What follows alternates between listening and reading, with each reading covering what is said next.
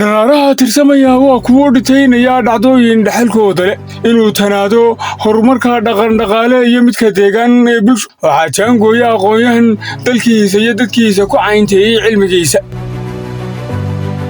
waa dhaqanka nafurka leh ee nin isxilay waana inta ay bulshooyinka dunidu isdheer yihiin ee u dhug yeelo sheekadeennan waa maalin xuskeedu mudan yahay in la muuneeyo oo milgahan loo yeelo waxaa magaalada Burco si rasmi ah uga qabsoomay gaar ahaan City Plus Hotel shirweynihii saddexaad ee xubnaha golaha dhexe madasha Buurdhab Intellectual Forum. Buurdhab Intellectual Forum waa madal ay ku midaysan yihiin mudanka haldoorka aqoon-yahanka qolqoljoog iyo qurbo-joog ee bulshada qaybo ka mid ah gobollada Togdheer Saaxil Saraar Sool iyo Sanaag waana madal loo aasaasay ka shaqaynta iyo horumarinta bulshada ku abtirsatay deegaamadaasi Buurdhab Intellectual Forum waa samafale aan faa'iido doon ahayn ka madax bannaan dawlo mid xisbi iyo dana gaara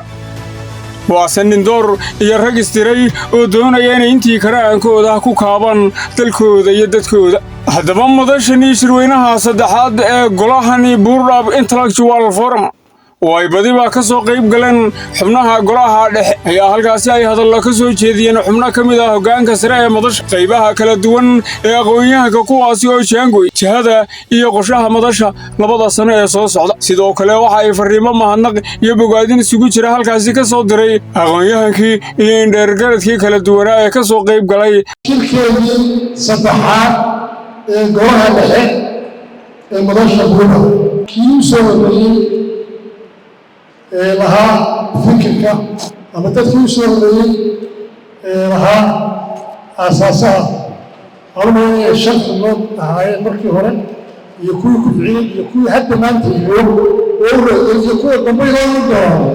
waa madal waa forum aynu leenahay oo la kala lahay oo maamulkiisa laisu kala bedeeyo oo asad aan leenahay oo generation to generation ay doonayna inaynu kala dhaxalno maadaama aynaan lahayn meel la isugu yimaado horumarka deegaamadeena iyo wax kastoo u baahan ka fushuro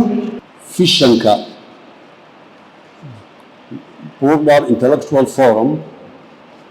wuxuu yahay in la mideeyo aragtida aqoon-yahanka si loo helo deegaano amniya oo horumar leh ilaahay baa mahad leh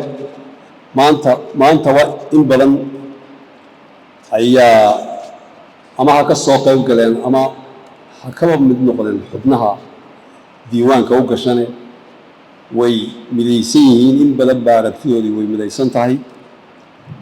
wax wada qabsigoodina waa ugu socdaa marxaladihii uu soo maray ay soo martay madasha Buurdhab ilaa 5 qof baa isu yimi aragti isweydaarsaday taasi waxay keentay in la isku raaco in madashani ay samaysanto maantana shirkeedii golaha dhexe ee saddexaad uu qabsoomo muddadii Buurdhab ay jirtay waxa qabad ayay ku tallaabsatay la taaban karo meelaha ay wax ka qabatayna waxaa ka mid ah isbitaalka Qornugud Buurdhab oo ay ku lamaan tahay takhasuska caafimaadka ee tawfiiq ee hawlaha caafimaadka u xilsaaran waxay ku guuleysteen in Qornugud oo aan lahayn meel isbitaal ah dhaawacyaduna dhibaato ku ahay inay laga aasaaso isbitaal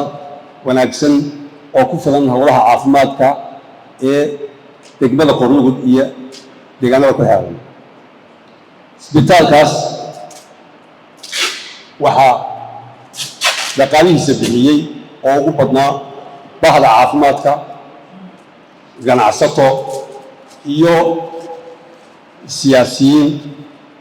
iyo madax dhaqameed intaba way lahaayeen sidaa maanta u soo buuxiseen halkaa u buuxo ayaa in yaroo kalena ku soo biirtay maxaan idhahdaa asaaskiisuna u ahaa bishii August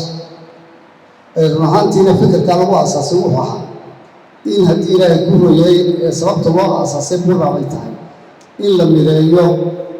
maskaxda iyo muruqa iyo maalka inaynu iclaamino madasha Buurdhab inay tahay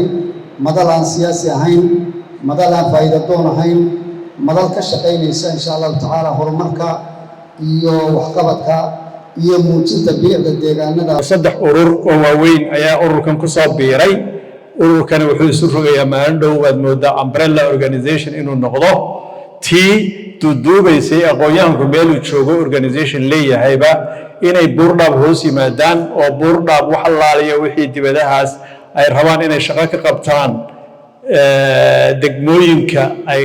ka soo jeedaan inay buurdhaab qabato. shaqo badan bayna sugaysaa annagu diyaar baan u nahay laakiinse waa inaynu mid isku raacnaa. waddankan aynu degannahay haddaynaan rabin giddiga inaynu ka wada tahriibno waa inaynu u samaynaa 35 sano soo socda in la maalgashado. madashu waxay leedahay website-ka wixii information ku jira oo buurdhaab.org intiina aan ogeyn waxay booqan kartaan wixii warbixin halkaas aad ka helaysaan. sidoo kale waxaan leenahay page Facebook oo buurdhaab intellectual forum. waxa aad iyo aad ii soo jiidatay arrinta beeraha iyo xoolaha marka in dadkeena la isugu xiro koox oo la yiraahdo halkani beerta haruurkii ku shubta digirta ku shubta qudrada ku shubta. waxaan maqleynayaa ururkan kana madax bannaan xeetay siyaasadda horumarka dadkeena. qurba joog baan ahay dadkeenu waxay u baahan yihiin wacyigelin badan waxaan u baahanahay wacyigelin. ururkeena buurdhaabna runtii hal abuur fiican buu leeyahay waan taageeraynaa qayb baan ka ahaana horumarka aynu ka shaqeyno deegaamadeena diyaar baan u nahay. waxaan lahayn taa inaynu cid walba ku hogaamino inuu qudwatun xasan oo noqdo oo isagu hoggaankeena oo qabto qof walba wuxuu ku wanaagsan yahay looga dambeeyo. meeshan aynu maanta taagannahay ama dadkeena ha noqoto ama dhulkeena ha noqotee waa meel duruufiina dhigtay samaynta ururkan buurdhaabna waa wax duruufi keentay waa laga waxay noqotay halkii ugu dambeysay maxaynu yeellaa maanta haddaynu maanta yeeli weyno yeelam damaanada badan suurta geli mayso marka insha allahu khayr bay noqon doontaa hala dadaalo markaas baa ku jirta meesha. maxamed mataan gabalax Honkable TV Pro. qayb ka noqo baaqyada iyo qorshayaasha dhow iyo kuwa fog ee hiigsigoodu yahay bulsho isu tashatay oo doonisteedu tahay in tacabkeedu ka muuqdo dadkeeda iyo deegaankeeda.